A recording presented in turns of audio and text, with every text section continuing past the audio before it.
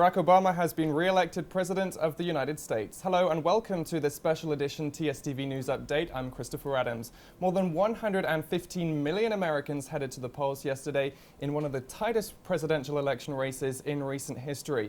But as we watched the results come in last night, it was a close but decisive victory for Mr. Obama. Obama picked up 303 electoral votes. Remember, 270 is the number required to win. Mitt Romney received 206 and was still waiting the result in Florida. 29 more votes at stake there. Now we're going to go a bit more in depth into one of the local propositions here. I'm joined by KVR's Dylan Nikoletopoulos to go in depth into Proposition 16. And Dylan, what is this proposition? What does it entail? Thanks for having me on, Christopher. Proposition 16 specifically put $31 million aside for medical emergency and training purposes for emergency services as well as police officers to help improve medical facilities as well as the transportation of the medical services such as ambulance, EMS, and police cars.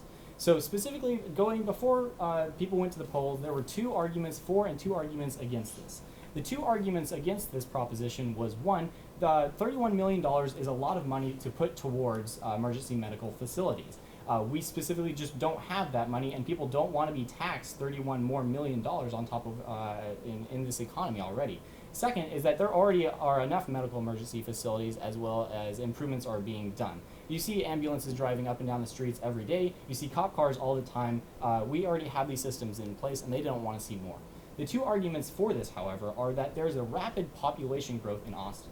A study done last spring showed that there's over 50 people moving to Austin a day. And we can see a more recent occurrence of this in that the freshman class that most recently came to the University of Texas this fall is the largest freshman class ever, which means you have more people in a centralized area. You need more facilities, you need more medical equipment and technicians here to provide for them. Second, specifically, they were also proposing that the latest technology isn't up to date. Now, when you talk about emergency medical facilities and emergency services, technology is always increasing. And what you have from 5 years ago, maybe 20 years out of date because of the more recent technology increases. So people were saying that because of the local increase in population and technology increases, that we need to put $31 million towards this.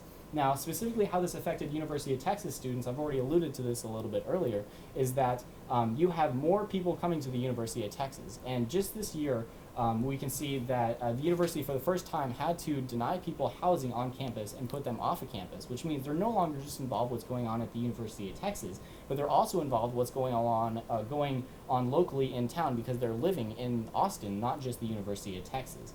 This was specific to the University of Texas students because we're talking about $31 million that's going to be put towards emergency medical facilities that they're going to be using, and the emergency services are going to be serving them off campus as well as on campus now. So as of this morning at 2 a.m., the Travis County election said the poll passed with 55% approving it and 45% opposing it. So $31 million will be put towards improving medical and emergency facilities in Austin. All right, thanks, Dylan.